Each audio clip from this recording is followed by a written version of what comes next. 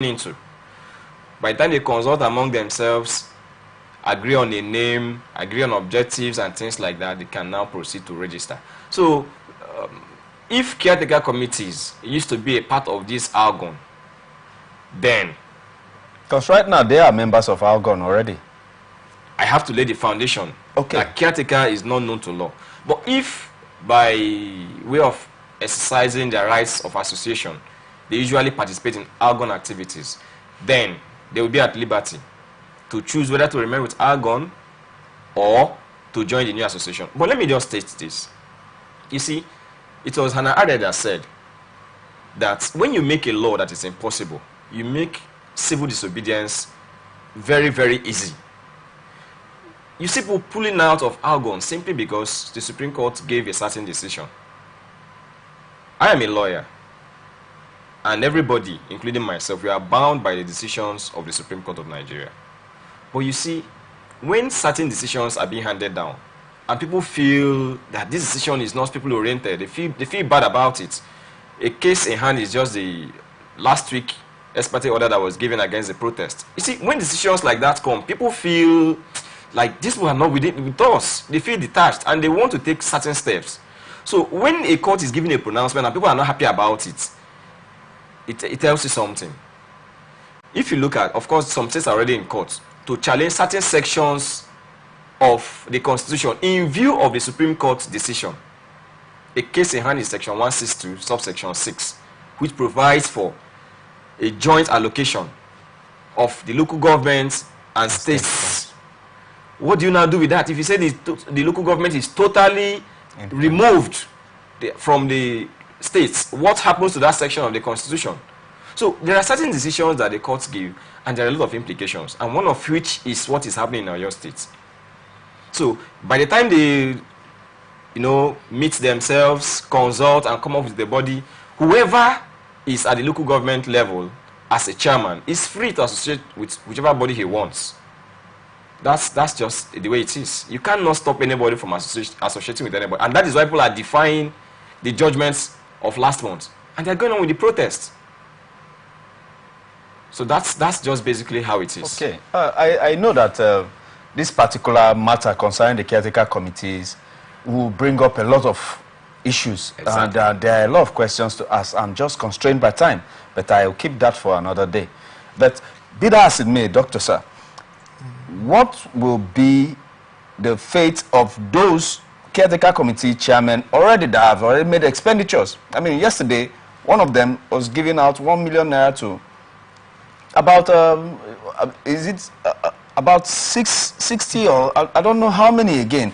But there are some heavy expenditure that has been, I mean, they've hit the ground running. What occurs when it coincides, it collides with the judgment of the Supreme Court, as we just heard, sir? Well, I will state that, normally... Because the monies have to be accounted for. Definitely, definitely. And this money is not what they give by hand. They are financial transactions through banking systems. Now, they have editors, they have all of that, so definitely there will be accounts for all of those things. But what I want to say is that this is not the first time. I would not want to, I'm not a legal practitioner, but I'm a managerial scientist, and I'm a citizen of this country, and where it pinches most, one will have to air it. If laws are made for the people, to favor the people, not to undo the people. That much I know. And so if previously, this is not the first time we're hearing of caretakers. Now, caretaker issue is coming up because there are political or personal interests or whatever that is playing around it. But the Supreme Court has pronounced. Their pronouncement was basically for the local government to be independent. And I think citizens has roles to play. If, for instance, looking at the protest, nobody is happy with the costs of living But academics is vital. Knowledge is powerful. If you know what is making you to suffer, it reduces the pain of that suffering. But if you don't know why you're suffering, you will find out that it's as if you cannot control your emotions anymore. If the caretakers that are there, I believe that the caretakers are not against the decision of the Supreme Court, except it is out of my knowledge. They're still making expenditure. Good, they are caretakers. Now, there are lacunas. I think the petitioner, the legal petitioner knows and could explain more of what lacunas is. If you think a judgment is given, and I believe that before the Supreme Court judges would have given judgments, it is based on the evidence before them. They don't just manufacture things. Now, if for any reason, this is not the first time caretakers are there. Caretakers are there. The governor of the state, I think there is pronouncement that they are trying to conduct the local government elections. What happens when the tenure of the people or the chairmen who were in office or offices, their tenure has elapsed and the election has not been done? So the only thing is that I don't think the Supreme Court is in the position, or maybe is looking at a situation where there will be chaos. But I think that they are looking at the governor of the state is the chief security officer of the state. And I think to an extent, he should be able to use his discretion to see how to maybe quell some crisis if they are trying to come up. He is not saying, as far as I've heard him, he has not said that there would not be local government elections. Now that the caretaker, the former chairman, their tenure has elapsed, what happens? They say there is no vacuum in power. I don't know if I'm right, because I think that is right. There is no vacuum in power. What happens? And I think maybe that's why this Supreme Court is emphasizing on the position of the chairman being in office and to be independent. I think processes are things that they don't just occur as rocket science. People will need to make out that room. And if they are trying to make out the room for the chairman to be elected officers, I don't think there's anything wrong with it, or maybe they kicking against it. So for any reason, if they see that the organ in the state is in line with what the Supreme Court is saying or what the laws of the land is saying, because I've not heard any caretaker chairman or any of them coming to say they will not be respecters of law. If they say so, then they want to create a banana republic. So I think that the way the things are going, we should rather focus on how the election. Well, if you're good, the people will vote you. For instance, look at. I just want to talk about the protest. We'll get to that point. We'll get to that point. Okay. Yes. My viewers, you know, just as I know that we've not even scratched the surface of this discussion. I will have to bring this gentleman here back again for us to do real justice. I mean, I'll even beg the management for 30 more minutes because it's going to be a very interesting and enlightening topic to discuss about. But be that as it may, we here at Atlantic Television Network, we are open for advert placements, bookings, commercials, and you can connect with us even before the local government elections comes and watch us on our ATN socials, Facebook and YouTube, Atlantic Television Network, Instagram and TikTok, Atlantic TV Network 1, on X, formerly Twitter, Atlantic TV Net, or watch us live on our website, atlanticnetwork.tv. And on to the next topic. People's Democratic Party says President Bola Tinubu's speech on the End Bad Governance protest failed to state concrete measures to address economic hardship in the country. On Saturday, the party said that the president's silence had worsened the agitations by the protesters, adding that he must immediately address Nigerians. Earlier on Sunday, the president addressed Nigerians and in a nationwide broadcast amidst the ongoing 10-day protest against economic hardship, which kicked off on Thursday.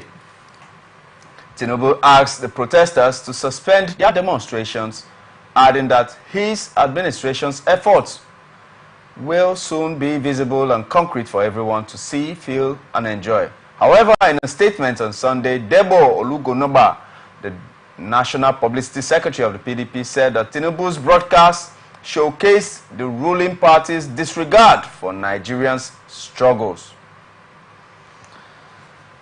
Esquire, sir, that's the position of Debo Olugonoba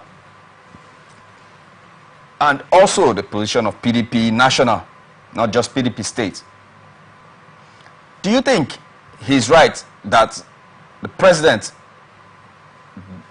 was not emotionally intelligent concerning this protest, or the president was waiting for turns or waiting for the right time to make a comment? Absolutely. Absolutely. I am one of those persons who told myself that I wouldn't waste time listening to the president, and I did not listen to him. Because I was certain from the mood, from the way they managed this protest. Remember, this is a protest that was announced about a month ago. They had all the time and opportunity to engage the Nigerians and the youths. So I knew that nothing was going to come out of it. One of my friends was telling me, the president, I told him I would not listen, because I was certain he was not going to say anything meaningful, with due respect to him. Lo and behold, I started hearing cries here and there on television, radio, passers-by were saying that the president is saying, and I was not surprised. I would have been surprised if he addressed the yearnings of the people. What did he say about the hike in the price of fuel? Nothing. But did you expect him to make any comments concerning? Of course. But his regime didn't start the removal of subsidy. I agree. Yeah, so He came on May 29th. As at that time, the budget from the previous administration stopped subsidy for that month of May. So he continued on that footing, and then he announced that subsidy has been removed. The question is, after that time, in November of that same last year, did he not send a supplementary budget to the National Assembly? Did they not appropriate monies for a lot of things, including yacht, which they claim was for the Navy? What stops President Tinubu and those working with him to send a supplementary appropriation bill to the National Assembly and extend the fuel subsidy regime? Why they take steps? We had situations where there are individuals that we are collecting monies for subsidy but had not delivered petrol. Whose responsibility is it to ensure that those that receive monies for subsidy are supposed to supply those PMS? Is it my responsibility? It is, of course, the responsibility of the president and the ministers of petroleum, minister of finance and the economy, and those within that sector. It is not my responsibility. It is not your responsibility, Ray, to ensure that monies paid for are being utilized. It is the responsibility of the president. So before you remove subsidy, what did you have on ground? This is the president who protested against removal of subsidy. Yeah, that was political. There is nothing political about it. Because it is sad that we move from around 200 naira to about 1,000 naira now. Ray, I don't know if they increased your salary from, they added about 1,000% on your salary. I'll be so grateful. I don't know of any Nigerian whose income has increased for over 1,000 naira to now bear the extra burden that is occasioned by the insensitive removal of subsidy. Before you remove, governments everywhere in the world subsidize everything. You remove fuel subsidy, you remove electricity subsidy, you introduce value-added tax. You are giving the citizens burdens upon burdens. Whereas by Section 14 of the Constitution, listen, government is primarily about the people. Why the people are suffering? What are they doing? A senator in a year goes home with about 60 million naira for accommodation. Whereas, go to Apollo legislative quarters. Their buildings are there. Powerful buildings. I've been there myself. All of them, whether the Senate or the House of Reps, they have their quarters at Apo legislative quarters. Their buildings are there. So the question is, the over 60 million that they go home with, what did they use it for? If you go to furniture, the same amount of money. Every month they spend about 1.3 million naira reading newspaper. In a year, that is over 17 million naira reading newspaper. Today they've told us minimum wage is 70,000 naira. Multiply it by 12. How many does that give you? Then you will know what a worker goes home with in a year. How do you survive in such a country? And so when the president came out to address, what did he address? We have refineries that are not working. Whose responsibility is it to ensure that the refineries work? We have the Dangote refinery. He's not refining. Why? How many years did it take Dangote to build his refinery? A private individual.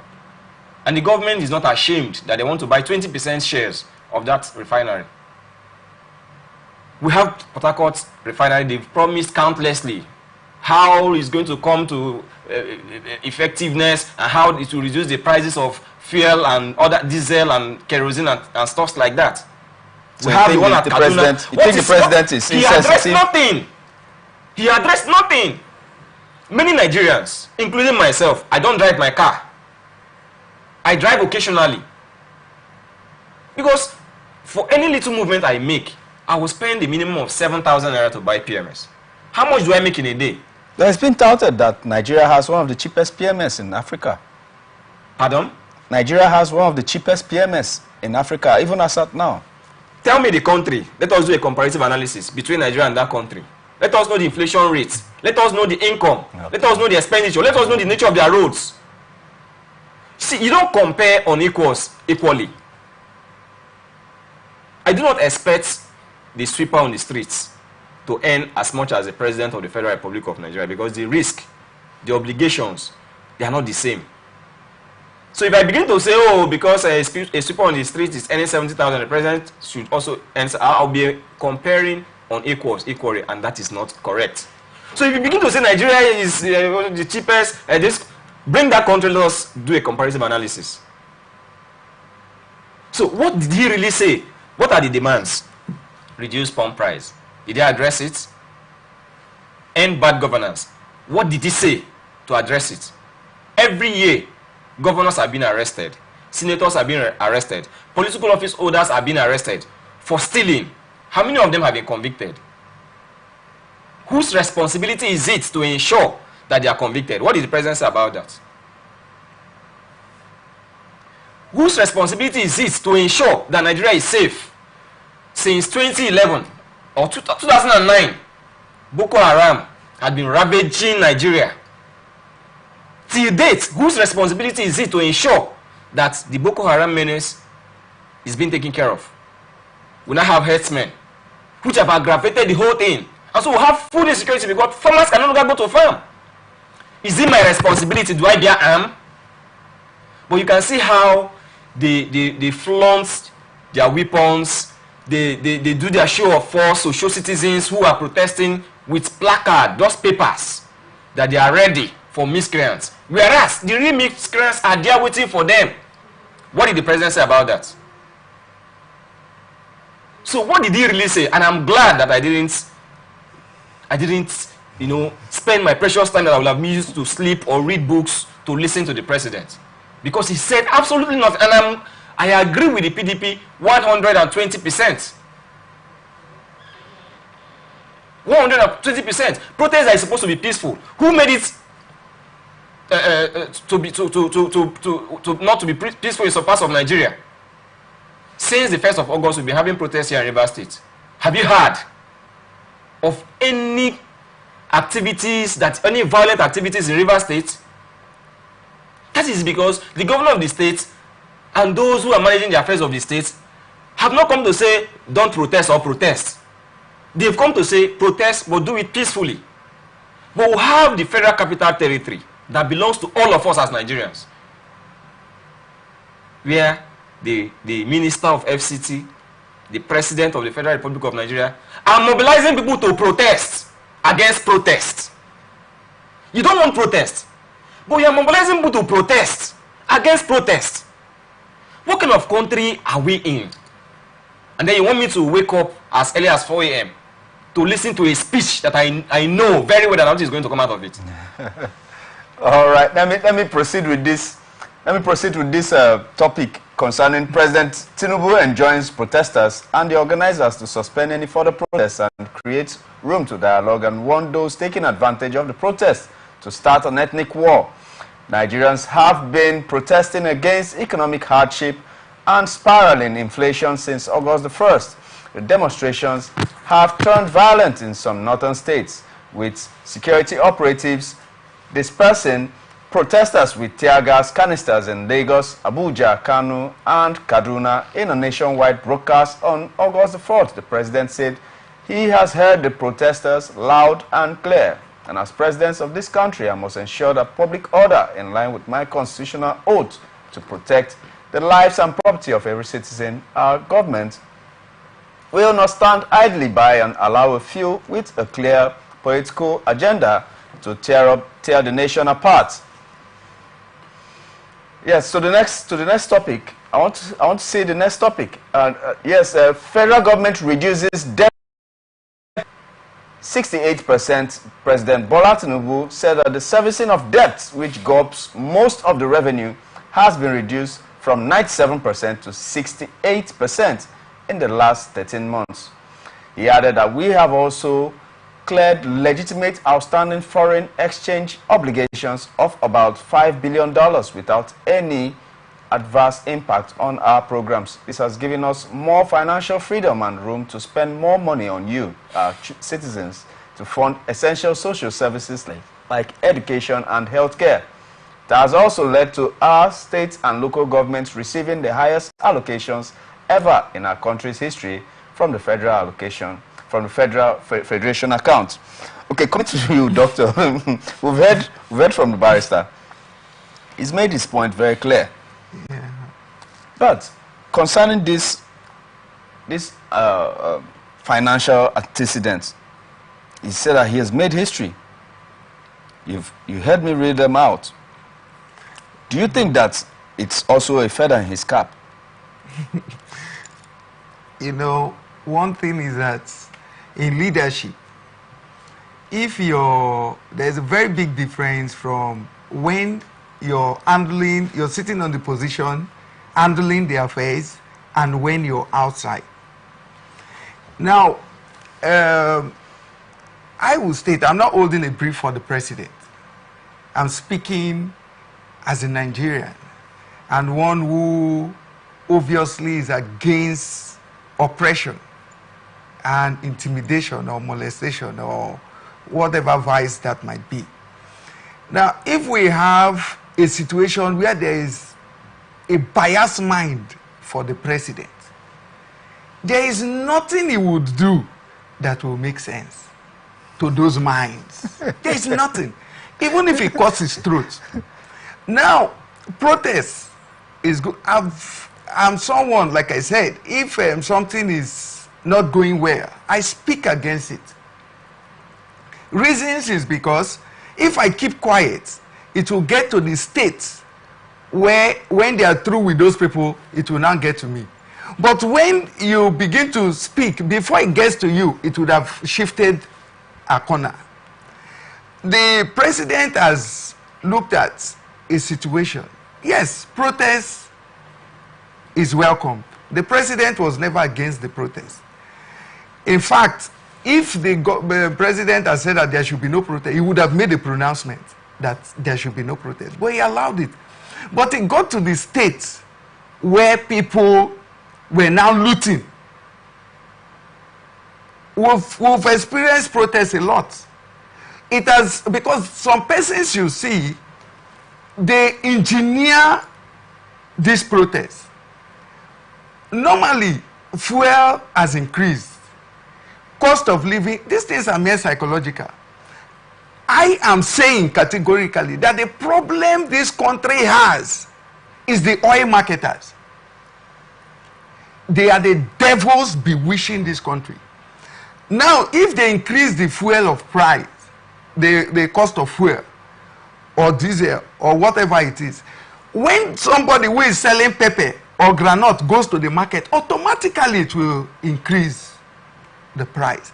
And the people are not interested in those white collar jobs where they sit in AC and they begin to do those. Their little 1 naira that they will spend, it should be at least available, which is a government role to make sure that they keep an enabling environment for citizens. Okay, but so, Doctor, being that you are someone that possesses a lot of knowledge concerning financial records, at least in our dear country, Nigeria, I know there's nothing financial that can pass without you having a wink, or at least having a notion about what it entails. He is saying that before now, debt servicing used to take 90-something%. Yes, 97, and he has reduced it to 68. Now, some persons... Is that a feather in his cap? Of course, if he has been able to reduce it, it's a feather. But some will say that those things are on paper. Are we together? That's what I'm saying. If somebody doesn't like your face, no matter what you do, they will speak against it. But in fairness, why I'm saying what I'm saying is because I know that a lot of people have been brainwashed politically. They believe it's a political stance. Yes, somebody who is just opposing the president as a political, sometimes the person might not even know, but communicates with someone who is trying to acquire power. Do you think they are political opponents? Of course, PDP, I know for sure that the president is not a member of PDP. So if PDP, from the national level, is saying something against the president or the position or the speech he has made, I think I would not just jump at it, but I will begin to check. I should be more cautious and careful. Do you think that, do you think it was fair for the protest to hold at this time it held? Did you think that the president being crucified, it was fair for the president to be crucified, being that he has some antecedents concerning the economy of the country? Yes, if you ask, I will say that the time for the protest is right. Are we together? Because the situation is biting harder. I also know that even the president needs to work extra hard because the people beneath this wickedness against Nigerians want even him, the Tinubu, out of the seat so that they will be there. Being the oil marketers? Of course, they are also petroleum distributors. Of course, because if you go to... Do you have facts to prove that? Because I have people that they would like to have a debate with you. I like to have that too, and they should tell me if they buy a product, they are the people selling. Who are the agents? It's the fuel stations. Even till tomorrow, I buy from the government-affiliated fuel stations. I know how much they sell. As I speak to you, they sell for 591 naira. As of date. Till date. How many of them are selling? Why are you saying how many of them? Those of them that are available, even if it is one. Are we together? We are looking at comparison here. You made a statement about comparison. When you want to compare, you don't, once there is one, you don't say is insignificant. Are we together? If you want to have a proper research result, you must put every factor into consideration. Now, these persons who want these prices to be as it is forgot that the cost of living will be affected. The president of this country, I believe that he would not want to say, let Nigerians just begin to suffer. What reason? There's a power block. There's a clique. Yes, definitely. Because when he contested that his presidential election, there were oppositions. Yes. And when people lose on the field, they are not willing to back out. They want to see that they keep doing what they are doing. But I think that the political era has elapsed. Now is the time that as Nigerians, we should put ourselves together, see how we encourage ourselves the way we could. If the president, for instance, if somebody says that he has not addressed what Nigerians wanted, I think that there are fundamental issues there. Doctor, please, I plead I plead that because I know the petroleum boss. Yes. I also Ipman boss will be even here tomorrow. Beautiful. But I plead your indulgence that same time next week I'll arrange for both sides to have a robust discussion concerning the oil and gas sector in our economy and how it affects these decisions and these actions that has been taken. But I know, Barrister. Yes. Barrister, I have a counter opinion. With due respect to Doc, it does appear he's one of the cabinet members of the No. He's speaking from a private. I'm telling you because I'm also paying for the. We talk about the government filling stations. Around us here, we have one around Airport Road. Yeah. Just a stone throw from here before NCA. You get to another one. After that place, you get another. You get to another NNPC. As I talk to you, none of them is selling. In fact, in the entire Port Harcourt, the one I know sells is one almost opposite MRS, and it takes them time to sell.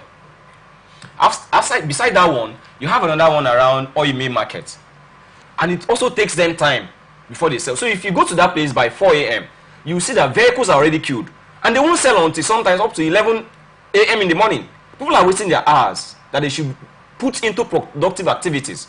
So if in a state like River State, you have 2 NNPC filling stations selling, do you clap for the government when you have over, if we do not have NNPC in River State, we have over 10 of them? I bet. Sorry. Yes. Talking about the oil marketers. No, let's not go there because I want us to work with available facts.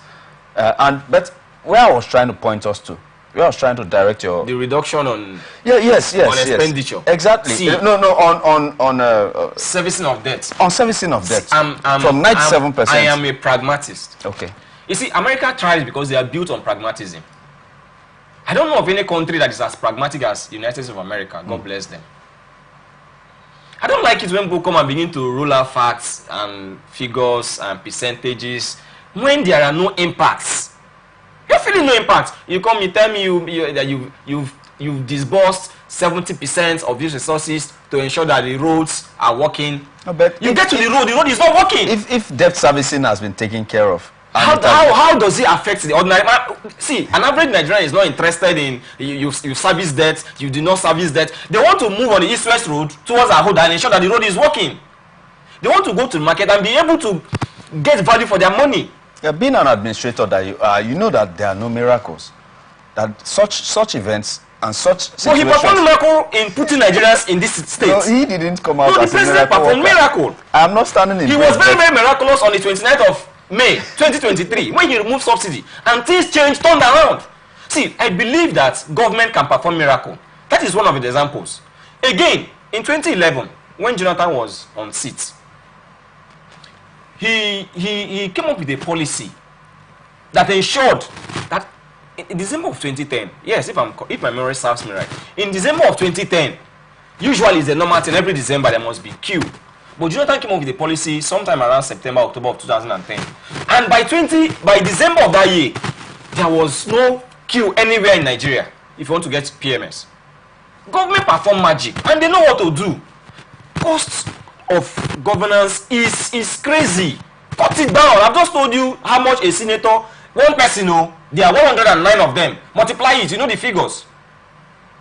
How much he spends for newspaper, how much he spends on furniture, on accommodation that government has given to them free of charge. This money can be channeled into other areas that will make life easier for Nigerians.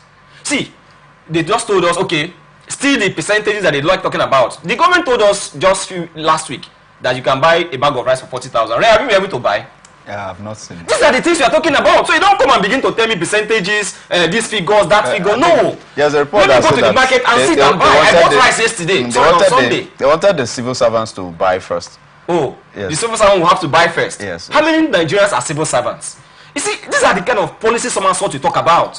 When you're not prepared to come into governance, forget about it. And mind you, there must be opposition. Even as individuals, there must be opposition in our life. In fact, for you to grow, you need opposition. Those of them in sciences will tell you that when there is an action, there is a reaction. That is how the sciences come up with a new scientific research or program. That is how it happens. There must be opposition. But then, do not give people enough tools and ammunition to fight you. I know that if I do not lock my house, there is this tendency that there will be burglary and things like that. People will come and burgle my house and steal. I leave my door wide open. I leave my windows. I leave everywhere open. And I say, oh, it's because there is opposition, or that's why they stole from my house. Did I take measures to ensure that my house is protected? So when you are in government, there are decisions you will take. Before you take those decisions, you sit back and take a look at yourself. Listen and put yourself in the shoes of others. Okay. This president, if this subsidy was so nice, oh, is it that after 2011, after the 2013 and 14 protest, he now realized that removal of subsidy was good? Remember, before Jonathan did it, there was a program. Nigerians were enlightened. We are going to remove partially this amount of money. We are going to ensure that there will be buses, there will be subsidy, a program, Shopee, which is subsidy reinvestment program. This money will be used to make sure that some persons who are the lowest of the low receive certain amount of money. There will be buses to cushion the effects of the high cost. When this president removed this subsidy, which program did he bring? Okay, he's telling us, oh, there is allocation increment to the state governors, there is allocation increment to the local government councils, who are still looting the money. The monies will still, in fact, you rob Nigerians. Oh, Barrister, I plead your indulgence. I plead your indulgence, but we still need to scratch on this topic. And I appeal to you to make out time for us once more. Because I need us to discuss more on this.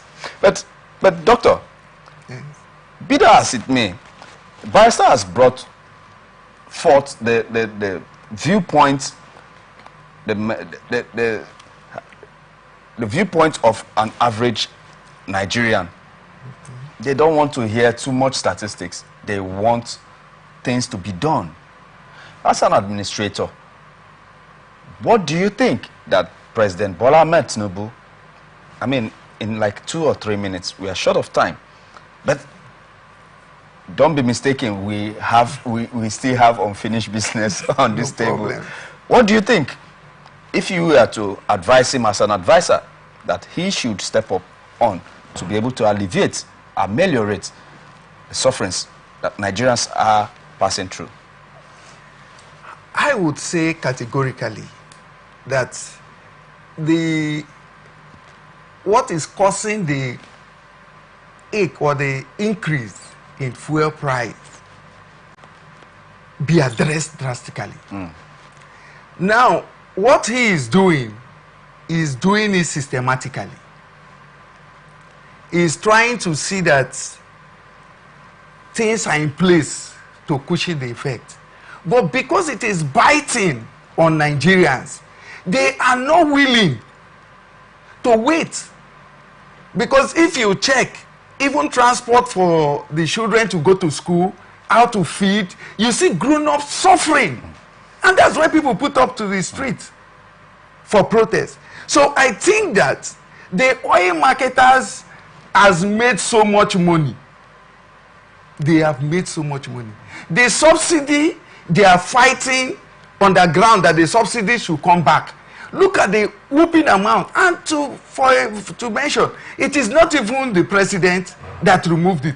He only mentioned what the previous president kept before him. Because you cannot just come and say you are removing anything. He was reading what was in the budget. But like I said, when people don't like you, there is nothing you will do that they will want to drive to. Now, this should be checkmated. If they checkmate it, it will automatically bring down the cost of transportation, bring down the cost of food. That is what Nigerians want. They don't want anything as if they want so much big thing. The people are suffering. If you checkmate this, and these people, why you see that the president must be careful while he's also doing this. These people has a lot of money in their hands. And they carry a lot of propaganda. They can mobilize people to the street and even burn down his administration. If they know that the business they are into and they are making profit. As a managerial scientist, I know that people go into business because of profit. Oil marketers, they are not criminals. It's a business. Are we together? But the kind of profit they are making is what we are talking about. if you made so much profit to the point that it is biting on Nigerians, I think you should soft-pedal on it. It means that you don't know how to handle that business. You should allow other people to also handle that business. And the way it is, they have held it to the point that you cannot stop them. Like what is being mentioned there. How many of the NNPC affiliated fuel stations are there compared to the number of fuel stations that is there? So if you come, you say you want to even sell 20 naira. When you go, you will stand queue. Of course, who wouldn't go and stand the queue? When you see where they are selling 591 naira and you see where they are selling 800 and 900 and you'll be prepared to wait, because that will give you more liters of fuel. Now, if they don't, I think you should visit it. If possible, you should take them to court. No, Doc, I think we've raised salient points here, which needs to still be addressed. Yes. Because we are not only asking and answering questions here, we are also enlightening people. Yes. So I don't think this is the end of this discussion. This is but part one. I want to appeal to Barrister and also Doctor. Please make out time for us once more. I'll send invitations. Please, we're asking for you to come back again to be able to address this. Definitely, I'll make sure that it's as comfortable as possible. But be that as it may, this is where we wrap it up. And we want to thank our guests, Barrister Kinikanwo Hanson. It's a pleasure, sir. He's a legal practitioner and also a political analyst. Thank you for coming, sir. Thank you. Thank you very much. And also, Dr. Amonia Ibiene. He is the Secretary General of the Alumni Association of University of Port Harcourt, River State Branch. It's a pleasure having you here too, sir. Thank you so much. We'll continue this discussion, definitely, for the interest of Nigerians. Yeah. Definitely, we have to speak for educating, for edifying too, and also to uplift the spirits of an average Nigerian. Thank you for being here with us, and this is where we wrap it up. Stay connected to our ATN socials, Facebook and YouTube, Atlantic Television Network, Instagram and TikTok, Atlantic TV Network 1. On Twitter, on X, formerly Twitter, Atlantic TV Net, or watch us on our website, atlanticnetwork.tv. I am your host, Raymond Ken Mbata. Peace and unity are the pathways to progress. Thank you for watching.